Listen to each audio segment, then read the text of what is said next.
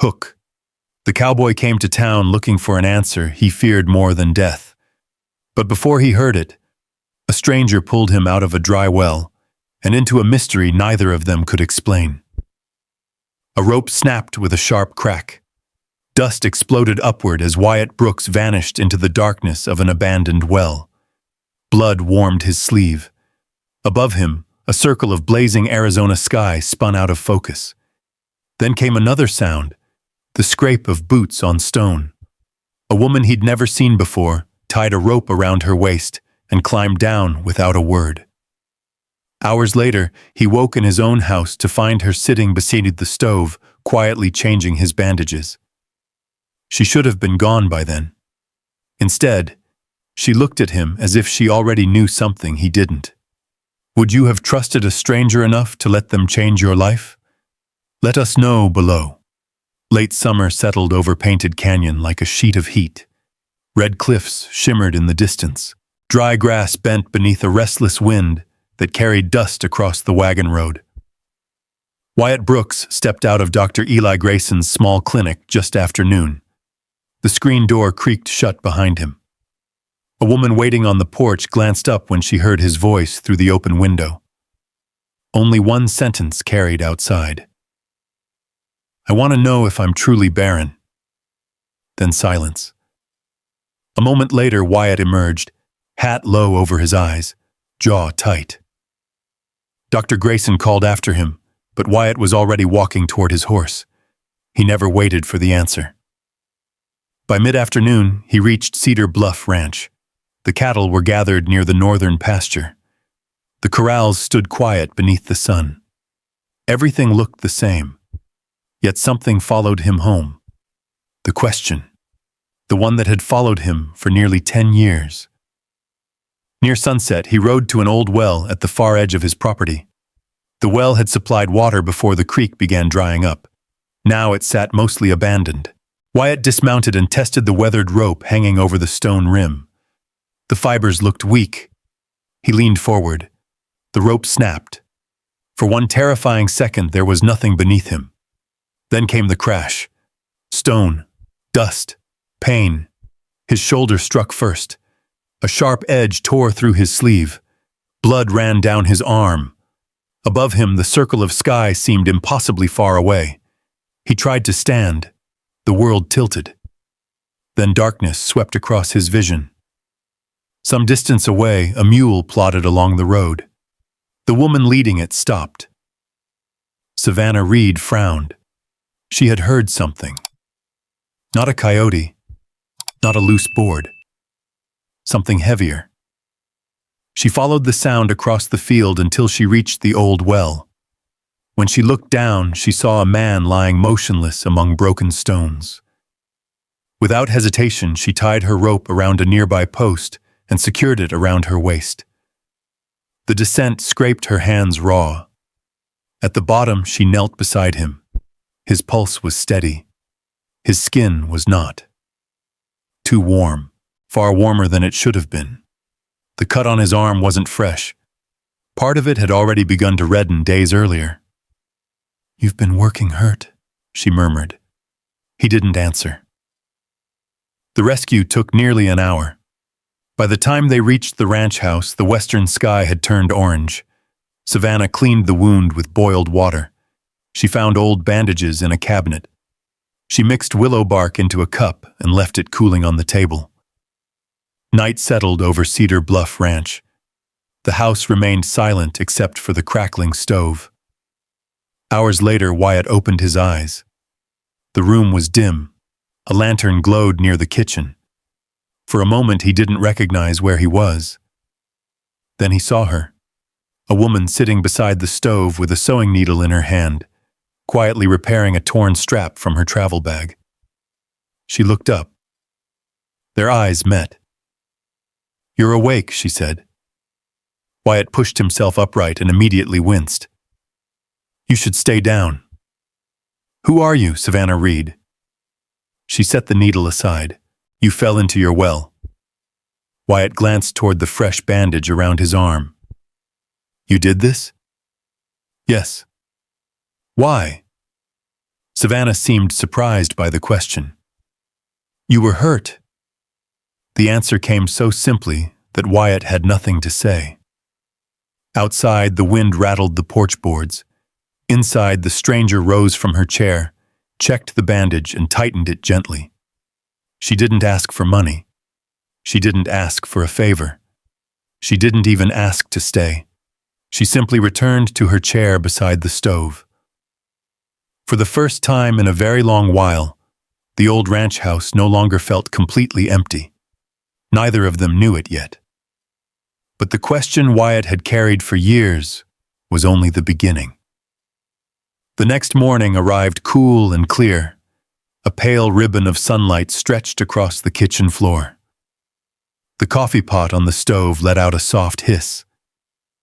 Wyatt woke before dawn, out of habit. For a moment he forgot about the fall. Then the ache in his shoulder reminded him. He sat carefully on the edge of the bed and noticed something unusual. A clean glass of water, fresh bandages folded beside it, and a small note written in neat handwriting. "Change dressing after breakfast." The note wasn't signed.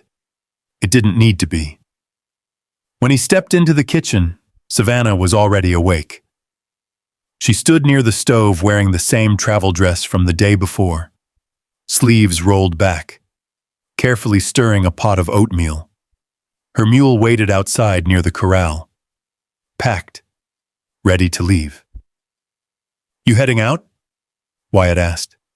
Savannah looked over her shoulder. That was the plan. He nodded. Neither said anything for several seconds. The quiet wasn't uncomfortable, just unfamiliar. A wagon rattled into the yard before either could speak again. Martha Boone climbed down slowly. The widow carried a basket covered by a checked cloth.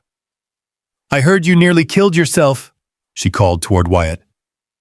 "Morning to you too, Martha," she snorted. Then her attention shifted to Savannah. The older woman studied her carefully. Not suspiciously, curiously. By the time breakfast ended, Martha had already learned where Savannah came from, how long she'd been traveling, and that she once worked beside a midwife moving between settlements. Martha's expression changed immediately. "We need someone like you." Savannah blinked. "For what?" "For nearly everything." Martha lowered herself into a chair. 3 expecting mothers in town. 1 baby due before frost. Dr. Grayson can't be everywhere. Savannah looked down at her coffee cup. "I don't stay places." "Why not?" The question lingered. Savannah took a moment before answering. "People usually find a reason not to want me around."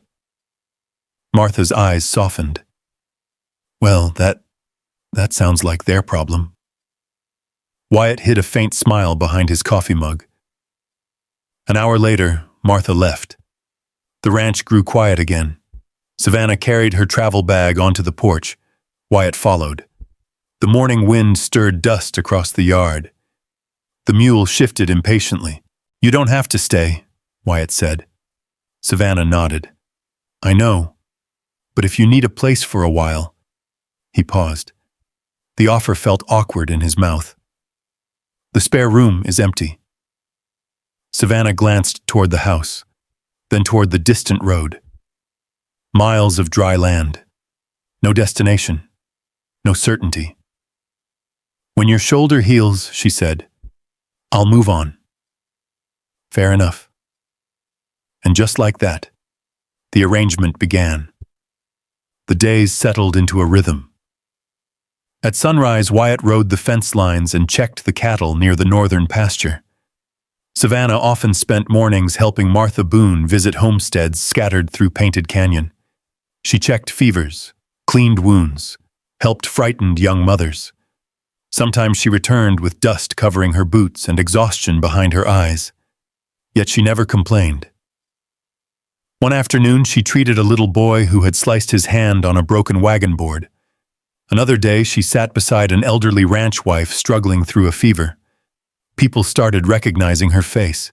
Not everyone welcomed it, but many did. At Cedar Bluff Ranch, small habits quietly appeared. One cold evening, Savannah found her damp gloves drying beside the stove. She never discovered when Wyatt placed them there. Another morning, Wyatt found fresh coffee waiting before he left for the pasture. No note, no explanation. Just coffee. One windy night, a storm rolled across the canyon. Savannah fell asleep reading near the window. When she woke, a wool blanket rested over her shoulders. Across the room, Wyatt was repairing a saddle strap beneath a lantern. Neither mentioned it.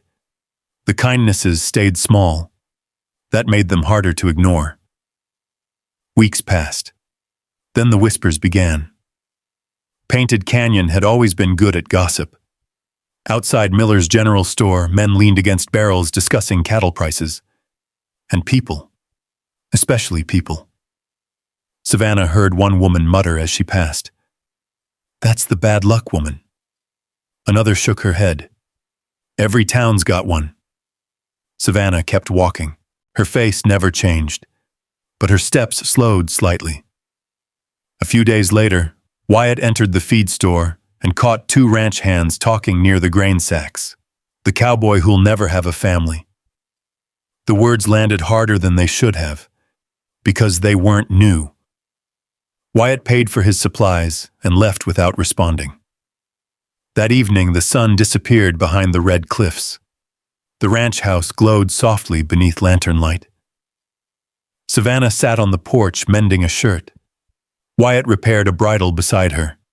Crickets filled the darkness. Neither spoke much, yet neither seemed eager to leave. The silence broke when laughter drifted from the road. Two passing cowboys were heading toward town. Their voices carried clearly through the evening air. "You remember Rachel Brooks?" One laughed. "Hard to forget." The second man shook his head. "No woman stays with a barren man." The words struck the porch like a thrown stone. The laughter faded down the road. Savannah's needle stopped moving. Across from her, Wyatt stared into the darkness. His hands remained perfectly still. For the first time since arriving at Cedar Bluff Ranch, Savannah realized there was a story buried beneath the quiet man sitting across from her. And whatever it was, it still hurt. A long moment passed. Neither spoke. The lantern flame flickered between them. Outside, the canyon wind moved through the dry grass. Inside that silence, the shadow of Rachel Brooks had finally entered the story. Neither Savannah nor Wyatt mentioned the conversation from the road. Not that night. Not the next morning.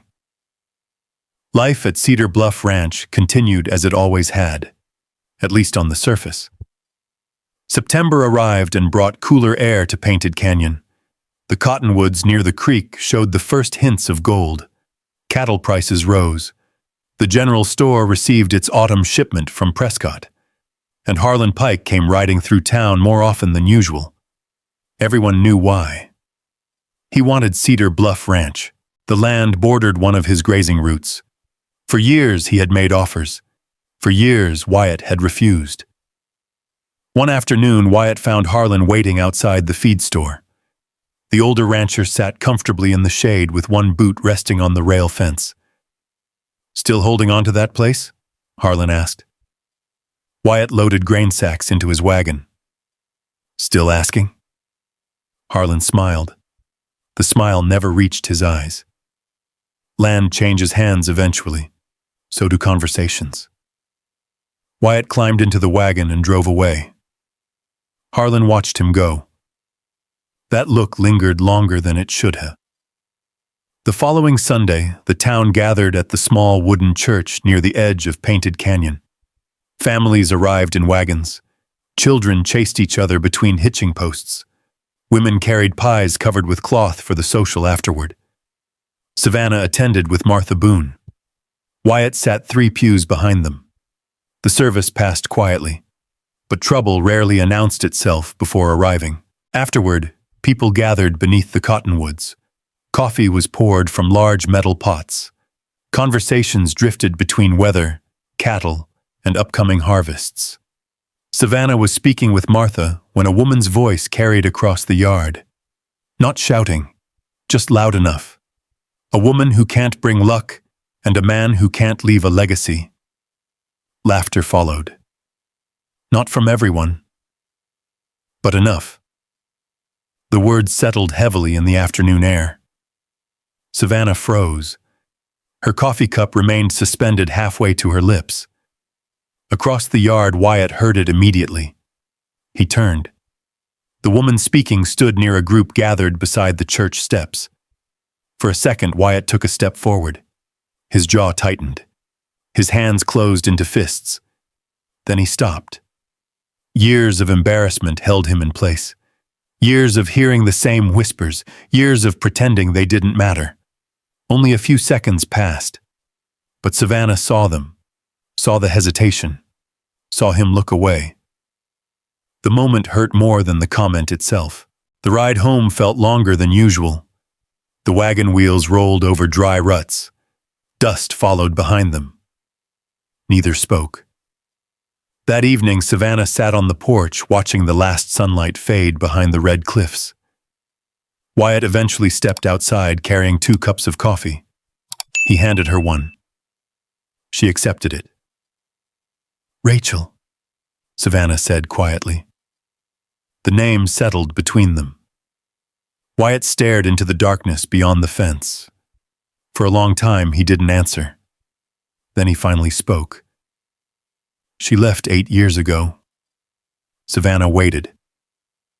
"We were married 7 years. A horse shifted inside the nearby corral. The leather porch swing creaked softly in the wind.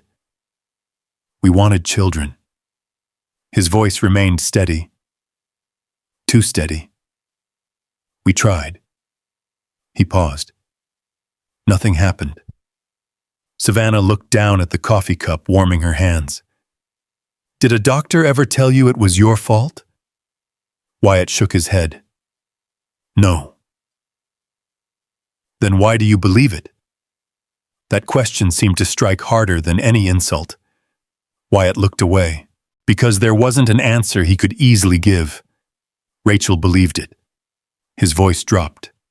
The town believed it. The porch fell quiet. "When enough people say something for enough years," he continued slowly, "eventually you stop arguing." Savannah sat motionless. The lantern beside the door flickered softly. A moth circled the flame. "You should have asked for the truth." Wyatt gave a small laugh. Not because anything was funny, because he didn't know what else to do, maybe. The conversation ended there. Not angrily, not dramatically. Just unfinished. The next morning, Wyatt rose before dawn. The coffee pot was cold. The kitchen was empty. No light burned in Savannah's room. At first he thought she had gone into town early. Then he noticed the open closet, the missing travel bag, the folded blanket on the bed, and a single note resting on the table. Wyatt stared at it for a long moment before unfolding it. The handwriting was neat, simple. A home built on shame can never become a family. Savannah. The ranch suddenly felt larger than it had the day before. Larger and emptier. Outside, the wind pushed against the porch boards. A loose gate knocked softly against its post.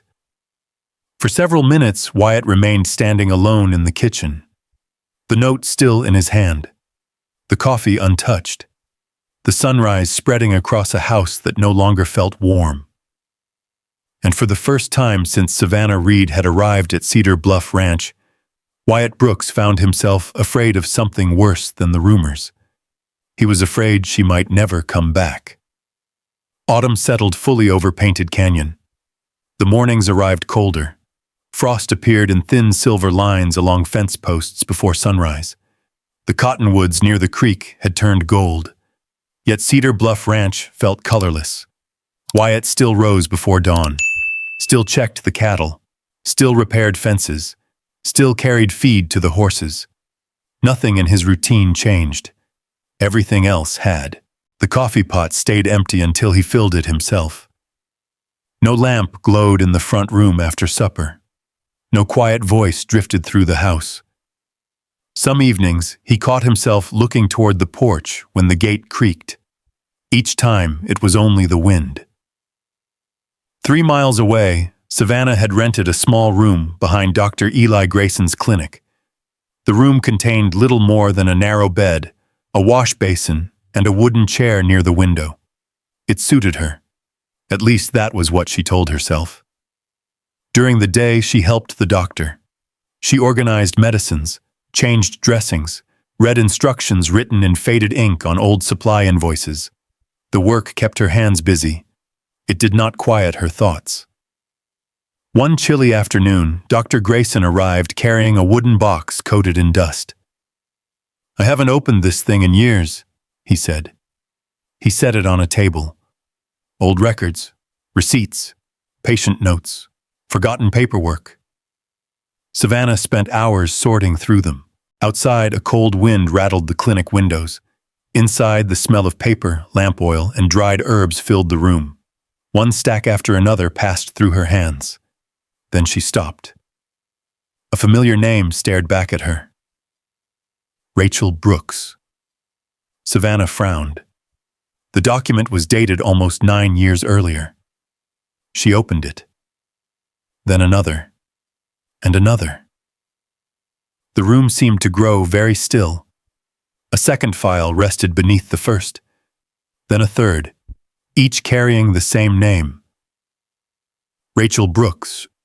Her fingers tightened slightly. Dr. Grayson noticed. "What is it?" Savannah didn't answer immediately. She kept reading. Several pages later, she finally looked up. Did Wyatt ever come back for his test results? The old doctor removed his spectacles. No. He never learned? Dr. Grayson sighed. No. The silence stretched. Outside, wagon wheels rolled past on the street. A dog barked somewhere near the feed store. Life continued. But inside that room, everything had shifted. Savannah looked back at the papers. The records were clear. Painfully clear. Rachel Brooks had visited the clinic multiple times, privately, without Wyatt. The notes described medical concerns that had nothing to do with him, nothing. The doctor lowered himself into a chair. I suspected she'd tell him eventually. Savannah swallowed, but she never did. No. Dr. Grayson stared toward the window. Then she left. Savannah continued reading. What she found next chilled her more than the diagnosis. Several witness statements, property records, old financial agreements, names connected together. Rachel Brooks, Harlan Pike. The pages painted a picture neither Wyatt nor the town had ever seen. Rachel had been involved with Harlan long before she left Cedar Bluff Ranch. Harlan knew the truth. He knew exactly what the clinic records contained. And he had allowed the rumors to spread. Year after year. Offer after offer. Waiting for Wyatt's shame to become weakness. Waiting for Cedar Bluff Ranch to be sold. Savannah slowly lowered the papers. Her heart pounded. Not because of the scandal, because of Wyatt. For nearly a decade, he had carried a burden that was never his. Every joke, every whisper, every sideways glance, built on a lie. That evening, Savannah walked alone through town. The sun hung low behind the red cliffs. People moved in and out of stores. Children chased each other near the churchyard. A normal evening. Yet she could hardly see any of it. She kept remembering Wyatt standing frozen outside the church. Remembering the way he spoke Rachel's name. Remembering the resignation in his voice when he said that eventually people stop arguing. Not because they believe the lie, because they're tired. At the edge of town, she stopped beside the hitching rail near the general store. Across the street, Harlan Pike stepped out of the saloon. 2 men laughed beside him. Harlan tipped his hat. Confident. comfortable, untouched by the damage he had caused. Savannah watched him disappear into the fading light. Then she looked toward the distant hills beyond town, toward Cedar Bluff Ranch. The truth was finally in her hands. And for the first time since leaving, she knew exactly why Wyatt Brooks had stopped fighting. Because he had never known there was anything left to fight for. The secret hidden inside Dr. Grayson's dusty box had changed everything. And before another week passed, Painted Canyon was going to learn the truth. The town meeting took place on a windy Thursday evening. Most of Painted Canyon gathered inside the church hall beside the chapel. Ranchers filled the back rows. Store owners stood near the walls. Children chased each other outside until their mothers called them in. Harlan Pike arrived early. He wore a dark coat and carried himself with the confidence of a man accustomed to getting his way. Rachel Brooks sat several seats away. She kept her eyes lowered. Wyatt almost didn't come. Martha Boone had to convince him. "You spent too many years carrying this," she told him. "At least hear what's about to be said." So he came. He stood near the rear door, quiet, reserved, prepared for disappointment more than hope. Then Savannah entered. The room gradually fell silent. She carried a worn leather folder beneath one arm. Dr. Grayson followed close behind. The old doctor's expression alone was enough to make people pay attention. Savannah stopped near the front. For a moment, she simply looked around the room. No anger, no performance. Just calm certainty. Dr. Grayson spoke first. His voice carried easily through the hall. He explained the records, the dates, the clinic visits, the facts, nothing more, nothing less. A murmur moved through the crowd. Faces turned. Questions spread from row to row. Then Savannah opened the folder. One page at a time. The truth emerged. Rachel had known, Harlan had known, and Wyatt had never been given the chance to know. The silence that followed felt heavier than any argument. Harlan rose abruptly. "Those records should have stayed private." Dr. Grayson met his gaze. "Private is one thing." His voice hardened. "Using a lie to ruin a man's name is another." No one laughed. No one defended Harlan. For the first time in years, Wyatt saw uncertainty on the rancher's face. Rachel finally stood. Tears glistened in her eyes. She admitted enough. Not every detail. Not every mistake. But enough. Enough for the room to understand. Enough for Wyatt. The meeting ended without shouting, without fists, without revenge. People simply sat with the truth. Sometimes that was harder. Outside, dusk settled across Painted Canyon. Neighbors drifted home beneath a violet sky. Wyatt remained near the church steps. He looked toward Savannah. For several seconds, neither moved. Then she walked over. "I should have come sooner," she said quietly. Wyatt shook his head. "No." His voice was calm. "You came when you knew." The wind lifted a strand of hair across her cheek. He noticed, the same way he'd noticed 100 small things before she left. Neither spoke for a while. The silence felt different now. Not empty. Just honest. A few days later, Wyatt rode to the small house behind the clinic. The afternoon sun hung low above the red cliffs. A child laughed somewhere nearby. When he reached the porch, he saw little Ben Carter asleep in a wooden chair beneath a quilt. The boy's boots barely touched the floor. Savannah sat nearby, repairing a torn sleeve. She looked up when Wyatt approached. For a moment, neither knew what to say. Then Wyatt glanced toward the sleeping child. Ben shifted slightly and settled again. Wyatt smiled faintly. The sight seemed to soften something inside him. "For years," he said quietly, "I thought family meant blood." Savannah listened. The late afternoon light warmed the porch boards. A breeze carried the scent of sagebrush from the hills. Wyatt looked at her.